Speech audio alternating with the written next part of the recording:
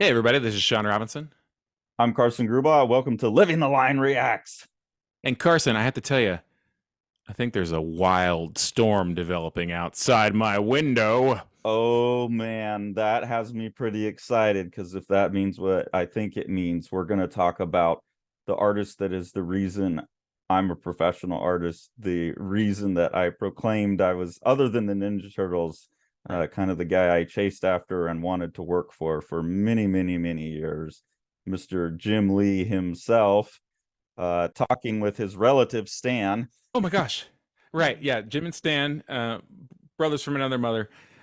So we should say, when we say reaction videos, we are literally reacting to this in real time. I mean, I don't know if you all know the massive amounts of post editing we do on our videos, but Carson's just basically like, "Hey, you want to see Jim?" I'm like, "Yeah, give me that, give me that Jim Lee," and then Give me off we that go. Jim Lee. So I am shocked by how youthful. My God, how old was he?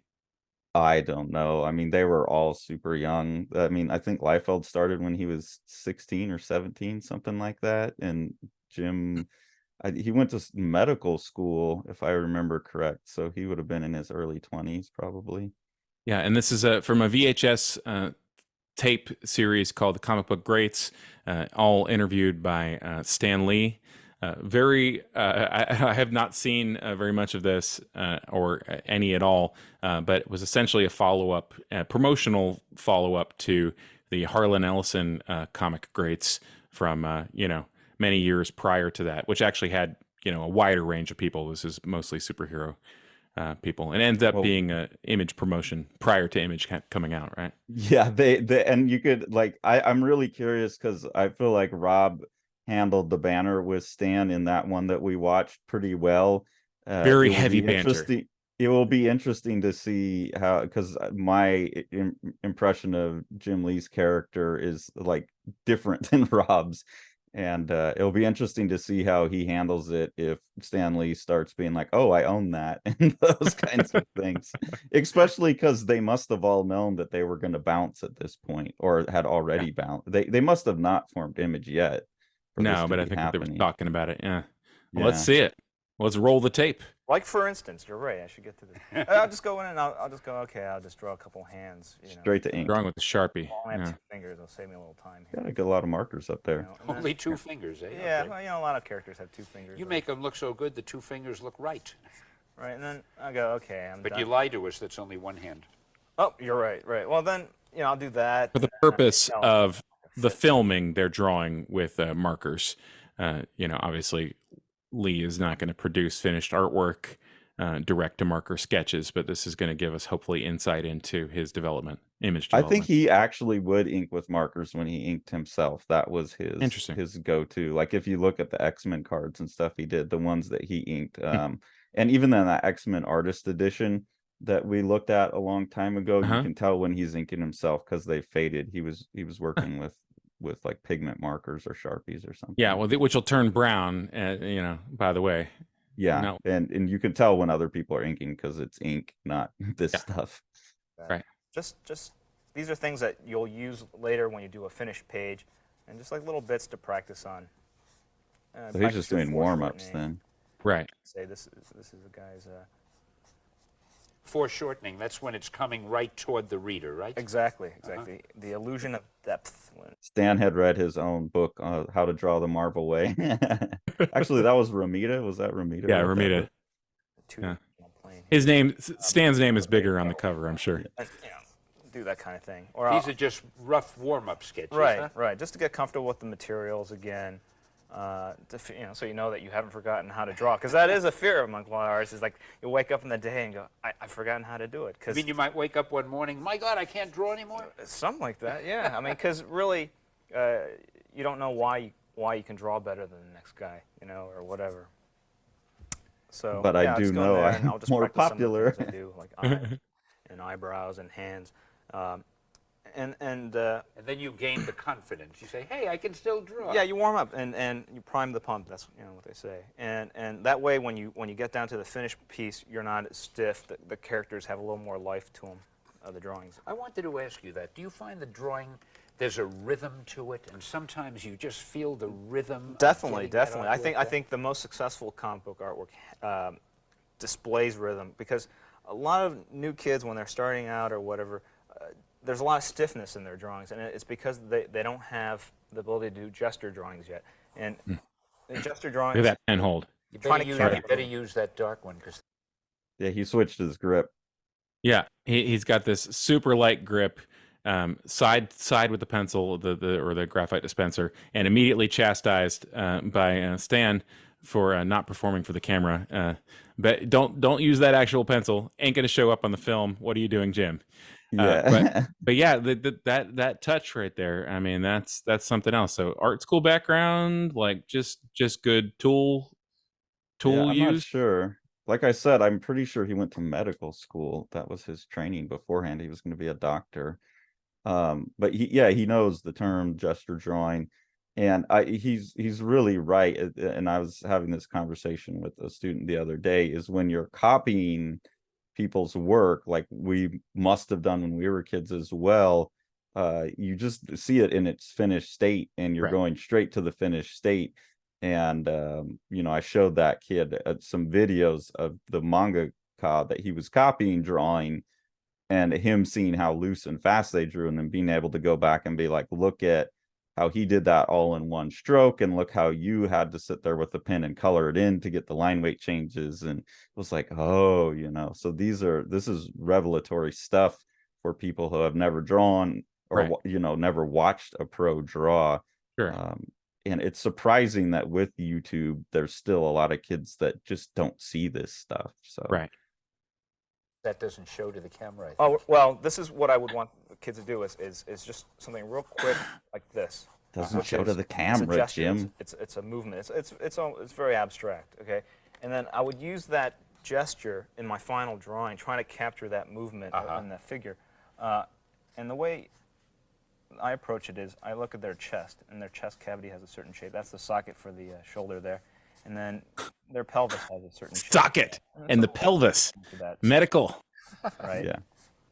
You know, it's fascinating, because when you first look at this, I have no idea what I'm looking at. Oh, and then after you join and connect a few lines, I can see the figure. Well, that's the thing. It's not a mysterious process. It's just a bunch of lines in relationship to one another, creating the illusion of an object. Wow. And so. But when you drew this, you knew what this was, and Oh, in your mind you knew this was coming? Yeah, when I drew the pencil line that served as sort of the guide for what I'm doing now, yeah, that I knew it was a guy throwing something or punching something or maybe flying. I don't know. That's the other thing that I have the hardest time getting students to do, is they want to start at the step that he's at now, which is dealing with the outline contours. And it's like, no, just like get the energy down the middle. Like, it's really hard to get people to start from the middle. And you can see that here, where Stan couldn't even see. It was just basically like a stretched out S shape that he put down, and then he's mapping on top of that. And this can be difficult, not only from your imagination. This can also be difficult from observation, because you start to think of the figure in front of you as an accumulation of detail, as opposed to the motion that they're making. And the only real thing that breaks people of that, if you're stuck in that, at least for me, I was stuck in that for a very, very long time.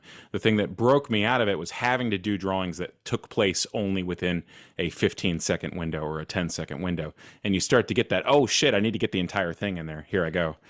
When I have my students do gesture drawing, we start with 1 minute, and we'll give them that, and then we'll cut off 5 seconds, like every pose, and I get them down to doing a whole figure in 3 seconds. Right. Fantastic. And every time, students who have never drawn before can do a whole figure in 3 seconds, and then you give them like 8 to 10 seconds, because that's kind of the sweet spot, and then they'll all do a great job. But you have to get them down to 3 seconds to get them, yeah, you're right, to get them into that interior like this. The other thing is, I'm noticing already that his construction is he spent a lot of time studying George Bridgman. I would bet. You're gonna go Bridgman. Okay, that's interesting. Yeah, it's got the sort of the Andrew Loomis as well. Yeah, Bridgman and Loomis. Yeah, I would say. Loomis, I was thinking for the sort of simplification of the chest and pelvis. But yeah, you're right. In terms of the calf muscle and all those exaggerations, I think that the Bridgman is probably what he studied. I bet those were the two books that he like. Yeah. If he wasn't in art school, those were the two books he pored over. It's one of those. It's one of those things like. Jim, that's terrific. Right, and then you put the head in here. That forearm tilt there is really nice. So I put the other arm down here. Okay, and then we'll blacken in this forearm here to create a little depth, so it's going back there, and maybe cast a little shadow here. All right, so you got the guy. Put a couple ribs here, tricep, elbow, whatever. Do you know the names of all the muscles and so forth? No, actually I don't. I'm not that good with the actual anatomy like that. I was never, it's like reading the dictionary looking at those anatomy books, because they just show the muscles in a natural, unflexed state. They're very stiff. You can learn how to do that, but when figures move, you don't see all those muscles like that. They change shapes and dimensions. So I was much more into an artist named George Bridgman, and his stuff dealt more with the shapes of body. You're a mind reader, Carson. How they interacted and how their interactions created movement within the character. And I hadn't watched this before. I'm sure I've watched this a long time ago and heard him say that, so it was in the back of my mind. But it's the shapes. I think more than Liefeld, so it was guy, the fact. Like for instance. All right, like for instance. Well, I'm sure he's going to show now. I'm going to keep you. But just to act like I'm psychic again, even though I know where it's going, kind of. And this was what I was going to posit to say, but then they moved away from him.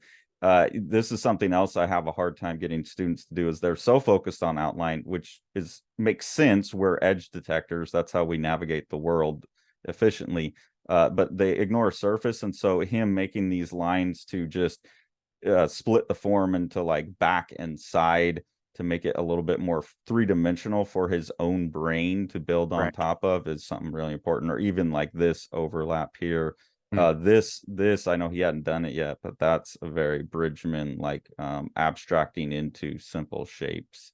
So I think that's probably what he's going to talk about right now. Okay. Like for instance, an arm. I can think of like actually I do know some of the names, but you got the. Well, I don't know what that is. I forgot. I've drawn a blank. Deltoid, Jim. Here's the bicep. There's a reason he's a comic artist and not a doctor, I guess. Here's the tricep. I think this is the deltoid. Is that right? I don't know.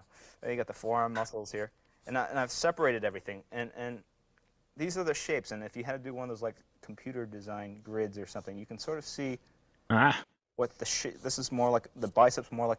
Okay, and this is actually really interesting too, because when he crosshatches, then he's going to mentally use this grid. And when I have students that's having a hard time crosshatching, I'll point out to them that any given form, you can find an equator and a pole. And you notice that the pole here is going this way and the pole there is going that way. And then the equators on it are more at an angle here and a little bit more straight across here. And so if you can find the pole and the equator of each thing, and then you can imagine the 45s, that's giving you 4 directions that you can crosshatch on, all of which will make the form like a map of the form. I call it V squared. You're creating value and volume at the same time, and you can recover a sense of the third dimension, even though you're working in the two dimensions. And students have a really hard time figuring out which way to go. And as soon as you say, think about each one of these as a globe that you cut up, and then you can run 45s across on the, I can see it. We've talked about before about him being a monumental artist and the monumentality of some of his stuff. And some of that comes from the proportion work that he does and the angles that he's showing things at and things along those lines. And some of it comes from the very efficient rendering that he does, exactly the way that you're talking about, like giving a sense of dimensionality to each, piece of it, similar to how, a sculptor, imagine like Michelangelo sculpting out of marble, drawing the tools along the surface of the thing in order to create those kinds of curves.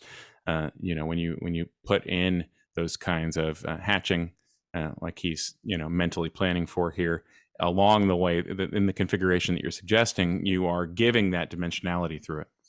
Yeah, and sculptural is exactly right. Like he is thinking very three-dimensionally. And even though these lines may not wind up in the finished drawing, I encourage students to put these kinds of things in their drawing because it will activate your brain to see this as a volumetric form. Right. And some things that might look weird, like in foreshortening, you put that over and then you perceive it as normal because you'll see the This is dimension. more of like a sort of a triangular piece here. And at some point, you're going to draw lines, and it'll come together, and it's Right. really going to look like Well, something. yeah, they're like sausages, and you stick them all together like that. So, you know, boom.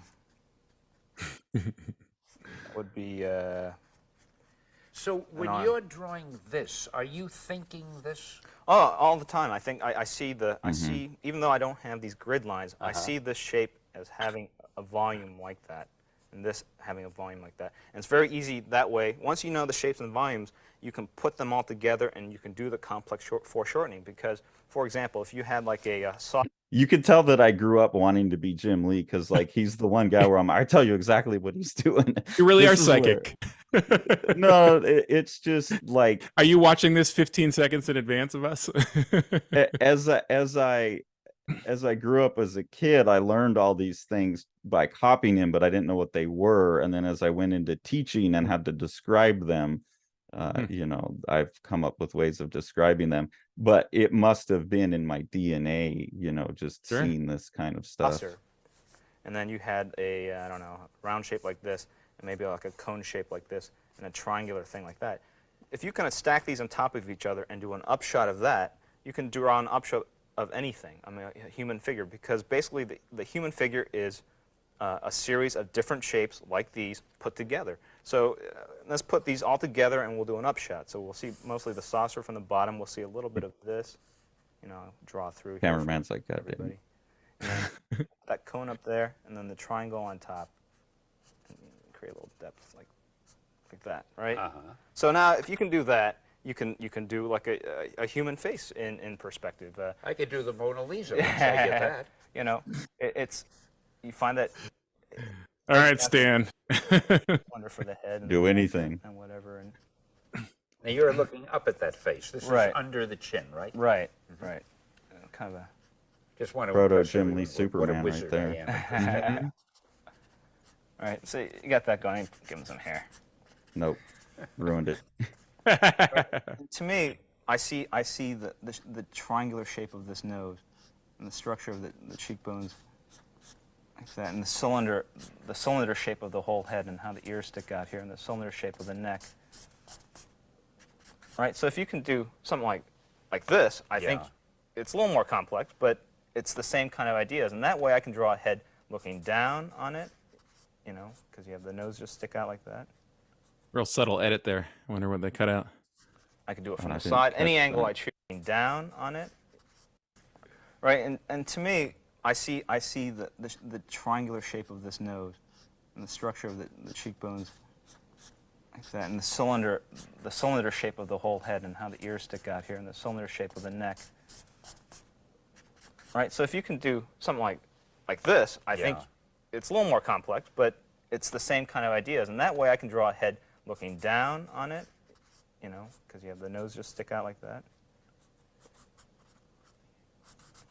I can do it from the side, any angle I choose. See an edit. And so, in a sense, in my head, I've constructed the image, and then I can move my eye around the image and then draw it. Like if I have a side shot of a car, usually I can draw from any angle just by kind of extrapolating what the rest of the car looks like. So it looks to me as if you can draw something and you could start at any point. I mean, if you want to draw a figure, you could probably start with the big toe and work your way up. Yeah, probably. Or with the ear and work your way down. What I wouldn't recommend doing that without first putting that little rough. That rough, because that way, if you start with the toe down here and you draw, you might find that the head goes off the page, and that's a common thing with kids. They start drawing and without thinking about the space they're drawing in and whether the drawing is going to fit on that page or not. Well, let's talk comic books. Right. Let's do the shape of a panel, and let's see, how would you handle, you're going to do a panel. Right, okay? let's say this is the panel. All right, this whole thing is the panel. Right, and a panel, it's one of those pictures that... He said, remember, Stan, I got to draw for video. I'm going to go big. Right, exactly. Forgotten, Stan, momentarily. Do you think that success at this age freezes an artist or can freeze an artist in their configuration that brought about that success? Like that he pretty much still draws the same way. Yeah. Yeah, to some extent. I mean, I think like it was really fun when he went and did Death Blow, and he was like trying the Yeah. Frank Miller thing, right? But And and it looked fantastic too. I mean, I think it's like so visually stimulating, and I wonder because he's obviously like a extremely gifted and very practiced professional in his early 20s here. You know, and you know, maybe there's just too many disincentives for changing things up. yeah, I mean, he'll play a little bit, like he'll play with watercolors and things like that, but his structural stuff stays the same. And I don't know. I think once a lot of people get that way that they draw things structurally, they pretty much stick with it. It seems like the surface level stuff is often what changes, where I think you and I are more prone to play with structure Hmm. as well as Sure. surface. So I'm not sure, but yeah, I mean, obviously when you're selling as much as they did, like you Yeah. can't go too far off base. It would Sure. be like some like Taylor Swift all of a sudden does a death metal record. It would be Right. like, what the Yeah. hell? You see in a All right, comic now book. you want to draw, let's make something up. Okay, right go now. ahead. Shoot. You want to draw, and this has not been rehearsed. In fact, I hope I can think of something Okay, that you all right. want to draw. So you want to draw a superhero Right. who is chasing a supervillain. Right. And the supervillain Oh shit! More co-creation, Stan. the hero's Yeah. girlfriend hostage. He's Right, captured her. right. He's trying to escape. The hero is trying to get him. Right. And the This villain is from Spider-Man 129. it very well I might think, be. I think you did this. And the villain, wait You a minute, it's not that recycle easy. yourself. The villain is just about to jump See, now It is. you're psychic because we're talking about recycling. Right. out of the window with the girl because the villain can fly, and the hero. Like Stan, this is not one picture. Okay, we're doing That's the it. We're face doing it from right the now. outside of the building. All right. Okay, well, that's No, it could be from the inside or the- inside. Okay. that's Whoa, up to boy. you. Okay. All right. Well, what I think of first is I visualize a setting. Let's just say an office or something like that. Okay. Right. Now you can't see this, but Jeez, that hand. and that's That's You got to use that light pencil that the camera can't see. right. Right. Okay. Well, otherwise you're just gonna have all these lines. Tell Okay. when I come in. And walk and stuff. he's All right, he's I'm gonna do something Everybody very be patient. He'll be there with. he's building in his noise right now. This is his noise layer. Mm-hmm. Which is what you learned from working with the AI is give yourself Yep. noise. Yeah. And Stan wants to see the noise. I mean, he could have done it in a thin pen and gone thicker over top, but whatever. marker. right. I'm gonna do something very clear, which is a straight-on perspective shot. Uh-huh. And I mean, looking right at it. You're right, not up right there on, and you're right, not down right. here. Okay. Well, the vanishing point, I don't get too technical, but the vanishing points are like this, and we're looking straight on Gotcha. this wall. The wall's not at an angle to us. All right, so let's say we put the hero here, we put him in the foreground like this, and to create a depth within the character. We have him in the foreground. We're going to have maybe some furniture or something in the middle ground. And this is the other thing I have a hard time getting students to do is just make blobs so you Right. know it fits. Right. And then you can start putting details. They always jump right into like contour edges right away or outlines. And yeah, he's And then we'll everyone have should the watch villain this. about to jump out the window there in the background there. And actually, even in the extreme background, we might even put some more skyscrapers. too bad Actually, we to can't establish see it the all, fact but that they're in that's a city, okay. we'll just put another window here. I can You can I'm imagine envisioning the lack of these detail. Buildings. Gotcha. Right. So we got him over here, and is the damsel in distress. Although it could be a guy in hold. distress, and this could be a superheroine. We don't That's want to. right. They right. can be anything. In right. today's Gonna world. draw into his 80s with a You'd script better like do that. it the Yeah. way I do it. Right. Right. Because Okay. I never want to deviate from the writer's script there. This is it. Now, Bam! You've made your rough layout, and you know now where everything goes, and nothing will go off the page or off the absolutely. panel. From this point on, I can relax now because all the work has been The done. thinking has been Right. done. Right. And you don't like to think, so that's over. Right. So let's say start over I here. didn't mean that. Now we get the black pen He said, I'm just going to ignore that. so everybody can see. This All will right. be fun. Go Okay, ahead. let's see. Well, we don't have. Okay, I'll start with the ear. A lot of times I'll start with. Yeah, you've parts always of the been face. big at ears. Yeah. Talk about that in the bullpen.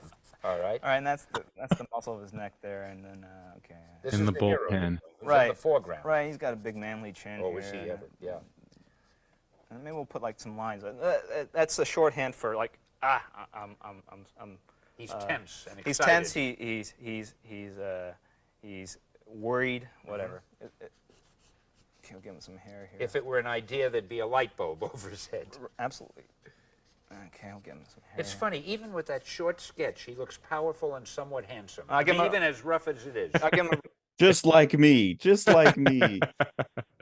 It is interesting to compare this to Liefeld, and Liefeld being more intuitive, it seems like, and Jim Lee being more like academic about it almost. And I think that's where people like kind of choose one or the other, is the intuitive energy of Liefeld versus the slightly, it's not less dynamic, but it is more academic feeling.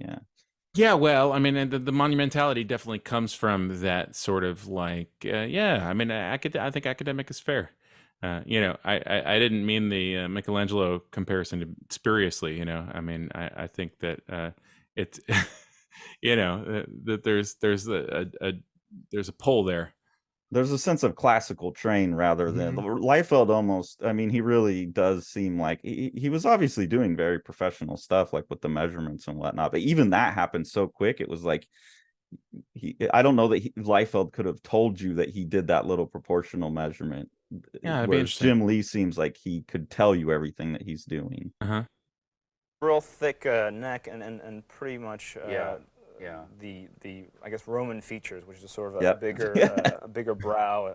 There you go. Well, you're lucky I'm sitting here, so you have sort of a mark. Okay, now I get to be psychic. Right. Okay. Okay, and then we got the shoulder here. Oh, look at that. I don't know, tricep. I think that's what it is. You're good at elbows too. I've been noticing. It is a tricep, by the way, Jim.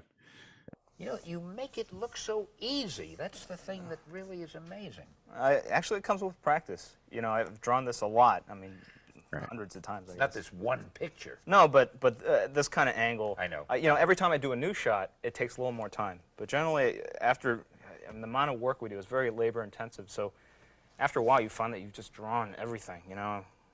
Yeah, there's probably very little that I could suggest that you haven't drawn in some form or other, right? Yeah, I've done a lot of different kinds of story. I've done aliens and outer space and inner city and ghettos. See, that's what I wonder, like with how do you keep the interest going? It's like, how many times can I draw Wolverine jumping straight at the camera without just recycling poses? And it's amazing to me that they're able to keep doing that. I would just get so bored. Yeah. It's interesting. I'm gonna give him a cape. By the way, pointing out that people haven't done something before, that something is novel. This is how you accidentally end up at a live drawing event, drawing a horse that's riding a bicycle. Something that I saw at a Seattle event, because somebody complained about how they've always drawn a certain kind of thing. Yeah, don't do it. Just do what you know. Right. Well, superhero. Unless you're in your own room. Like someone, I know.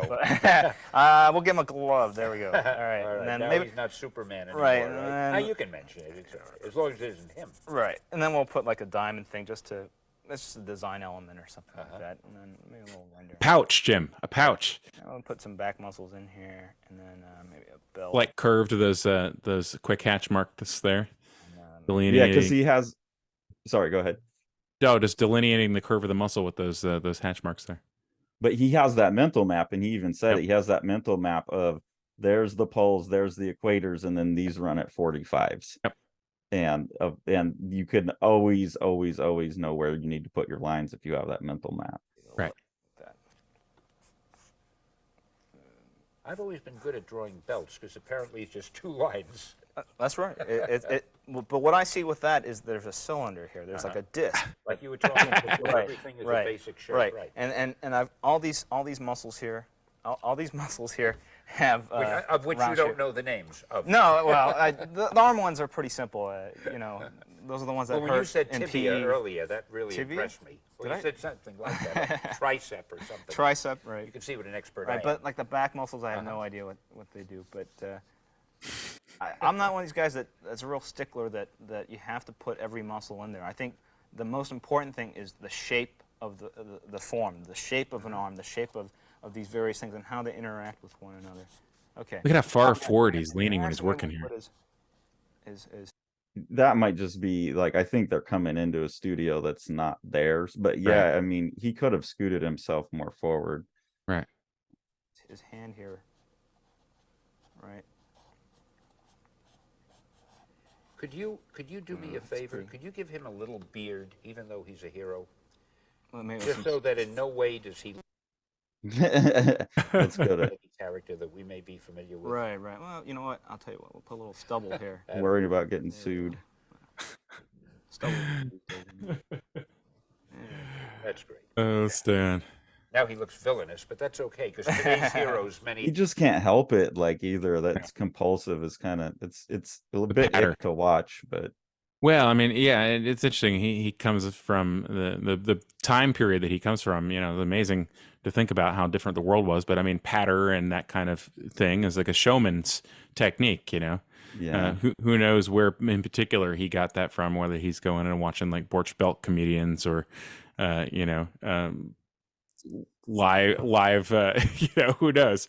But this patter that keeps on coming. You know. and the constant awareness of like business, Mm-hmm. you know, deep understanding of Yeah, that law hard and rugged- business. That big You deal don't here. look all that hero. And I'll tell you what. Yeah. We'll get the bigger marker and we'll give him a superpower. Yeah, you can energize his fist. I don't know. Kirby Crackle. What, but here I call these Kirby crackles. Get this man some Q-tips. Oh, there you go. It creates the illusion or aura of. You hear that? That's absolutely Yeah. right. Yeah. And you can just go on. Is that where that term got coined? That had to be a term that people were using before this, right? Yeah, I'm not sure. The first time I ever saw it was in a breakdown in the Kirby Collector magazine that's put out by Tomorrow's Publishing. So it's been around for at least since then. That was probably 94 or something that I saw. I wonder if they use that from this. Yeah. For Interesting. these forever. I mean, there are Yeah. people that just will spend hours on this. But since we don't, Because this had to be earlier than 94. Yeah. Actually, let's see. Because they would have been well at Image at this point. No, it doesn't tell when that was. Oh, this video? Yeah, this would have been 92.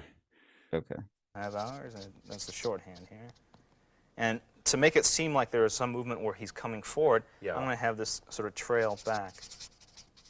See? Oh, so you know the hand had come from there. Right, right. And there's ways, if there was a guy here and he had walked through the room and he's smoking a cigarette, I'll show that smoke waft Right. through back, and so you can tell that story. You can show Hair is another fantastic place to do this, by the way. Capes, obviously, that's why they exist. But long hair, really, really great. Someone's in motion, you give it some volume. That you do these little dots and lines and speed lines Right. that can tell a whole story without having to explain it. Right. Anyway, all right, now we got the. I'll jump to the villain because since I've Okay. already mapped in the background, I don't have to worry that it's going to work or not. You know it'll fit. I know it's going to work. I think.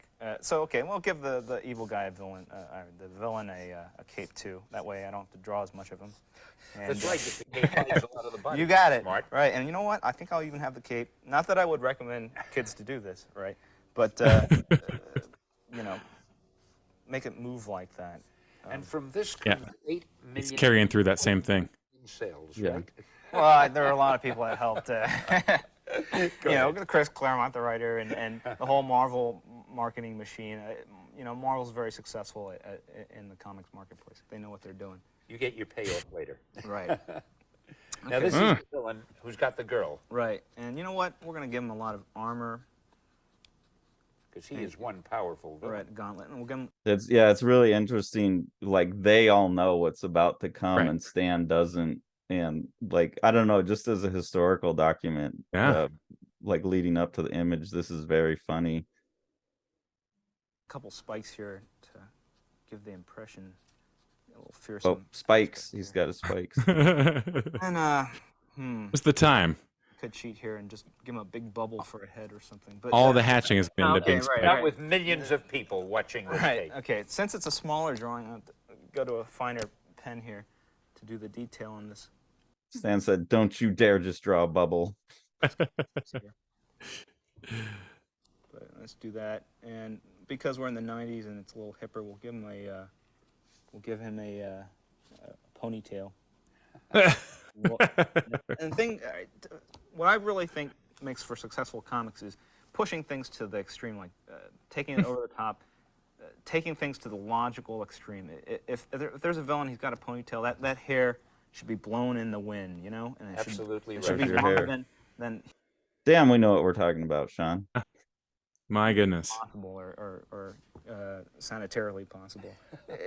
So we'll give the guy Or a cheekbone. cosmetically possible. Right, right. And then we'll give him this evil grimace.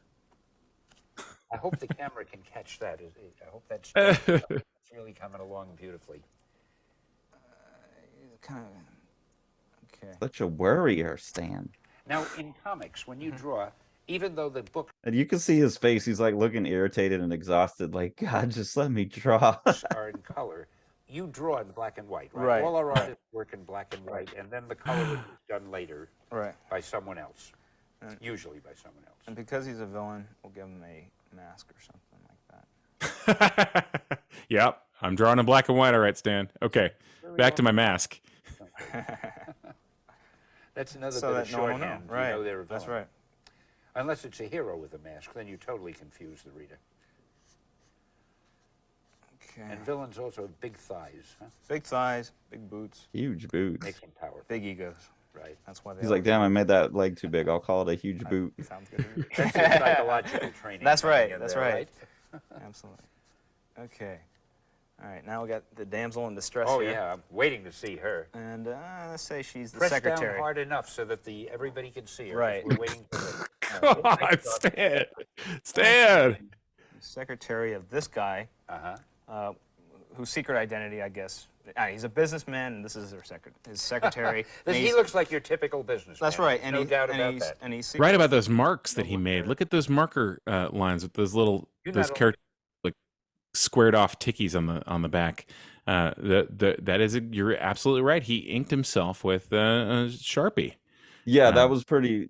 I think that was pretty well known that when he inked himself, he was using Interesting. markers. Yeah. Okay. Well, I mean, he pulls it off very well. I mean, I hate to be the person who owns this brown drawing now, but it looks great. Yeah, it's very him. And then you can see when Scott Williams comes in, Right. he keeps all that but polishes it up, Right. and that's like the real successful formula for Jim Lee. Draw the picture, you get a whole story in your mind when you do it. Huh? well, That's the best. That's the best. You got. I think the more successful artists will think more than just I'm going to draw this guy's story or whatever. They're gonna put more of their own personality into it and what they think would be neat in the story. I notice you have the villain miming. You're putting a little of your personality in. Again, subtle jabs. He's like, I'm taking over the story. You're the villain. Okay, and then okay. The hell is that about? Dress. Well, there she is. You've almost got her. Yeah. Son of a gun. And then I'm gonna take this pen so I can do the finer detail of her face. I hope it shows up on the camera. I love you, Stan. Not really. Oh, look at that. Look at that. Old Bob there. Some earrings. That's almost like a Silvestri X-Men reduction face. Yeah. I mean, there's so many similarities between Yeah. all of those guys at that time. And then, Sure. all right. So you were able to do it. You've got the hero over here in the foreground. Right. You have. Oh, I didn't want to interrupt you. You want to darken his ponytail. Go Right, ahead. right. And then I'm gonna put this window here. And of course, most skyscrapers, well, at least some of them, you can't open the window. So we'll establish part of the story right now. We'll say, look, He broke the window. Absolutely. Attaboy. Right, there we go. We'll put the, Yeah, I have to say it. Even though it's unbreakable, this Right. guy can break it. right. And the thing about I tell kids is, be observant of everything. If you're in a dentist's office, look at it and try to remember what a dentist's office looks like, because you'll have to draw a dentist's office someday, and it's hard to find that kind of reference. You can just pull it from memory. They're I think. too busy trembling. Right. There's So a if I certain see way. broken, if I see broken glass or something like that, or a car that's destroyed, I'll look at it and see what kind of shapes and how. And kids these days have no idea what that used to be for artists, the pain in the ass. Now you could just AI generate, and you're just not even a Google search anymore. You can just AI generate broken glass and get your reference. Right. Man, I probably would have continued to be a professional comic artist if I would have had those resources, like the reference thing was one of the things that I said, you know what, man, I don't want to live this way. I tapped out. I tapped out like 2 years too early or something like that before Google. The glass will break and the lines that you get out of that. Well, you're known for your broken glass, and now I can see why. And of course, you got to, to make it, you got to make it The realistic. glass has to be on Right, the floor. right, Some would have naturally, fallen in, right. Some outside, Right. Whatever. Okay, so we put some glass here, and then we'll put a table here in the middle ground, which is, Basically, what you're talking about as you talk, as you draw, these are pretty much the thoughts that would go through a comic book artist's mind Right. as he draws the strip then. you got to supply all the background stuff. You got to supply Make it look real. You're the costumer, director, props guy.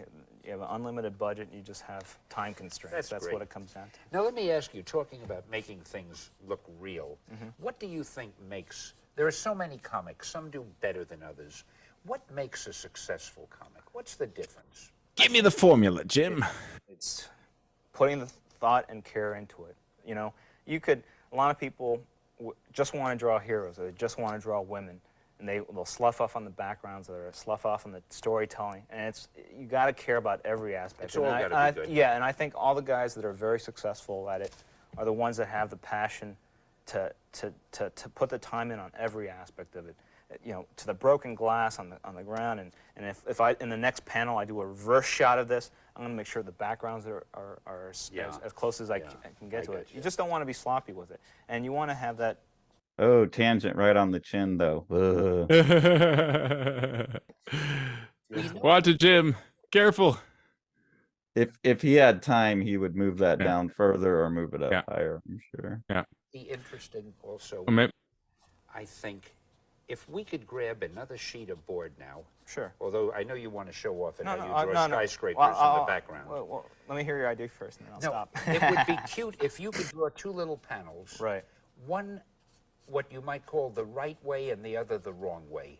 In other words, why is one successful and the other is just a drawing? Right. Now, I can't think of any particular pose at the moment. Maybe you can think of one. You're not going to let go of this. You're going to finish this. No. drawing While no you're matter talking, what. I'm listening. All right, I'm listening. I want you to be thinking also. Right. Okay? Right. I'm thinking Now, already. on the next sheet, when you finish this, Right. and after you've autographed it so that I can fight with everybody else to get it, on the next sheet, I want you to think of some very simple scene that you could draw quickly and draw one version of it that would be adequate for most any other comic book company and with any other comic book artist, but then show how you would do it to make it really a powerful scene. Right. Can you do that, or am I Okay. asking? No. too much? I know exactly. I can do something. I real finally easy. met somebody who understands what I said. That's really great. Anyway. Hey, that is really great. Actually, to make it seem like there's glass here is a little technique. Attaboy. There we I go. like Obviously, the it's he a has modern to do building, it. so this is the Yeah. fluorescent. Well, because he's compositionally, he's developed the entire thing with the idea that he's going to have the 1-point perspective be clear. He's not going to leave it with the flat plane back there. I mean, the entire composition is dependent on your eye being led to where the smaller figures by the 1-point perspective here. So like he is compelled to take it to the actual stage that he saw it at. In my opinion. Yeah, it's nice to see that compulsion because it is like there's this thing in my head and I have to get there, or else it's going to drive me crazy. Like that's nice to see on display. Right. And I will put one there, but I think the word balloon would go there. So, Okay. or maybe we'll go here. You know what everybody would like to see, says he cagily? How do you sign your name? People would love to see you. Oh, God. What? All right. Is that what everybody wants to see? Make it valuable for me. Okay. Okay, and people will have to kill to get this from me. And he's like, ha ha ha, like, yeah, that was obvious. Jesus. Stan, we didn't agree that you would get to keep it. That's artists should get their art back. that's for my dentist's office. Now, let's see what that next one is Two going to be. panels. Got his purse right there. Stan just put it in his purse. Yep. One is going to be adequate, For all the patter, this is a really nice exercise that Stan is leading him through here, in terms of I'm very curious what the wrong way is to do it, and I kind of feel like we should leave it off on a cliffhanger and split this up into two.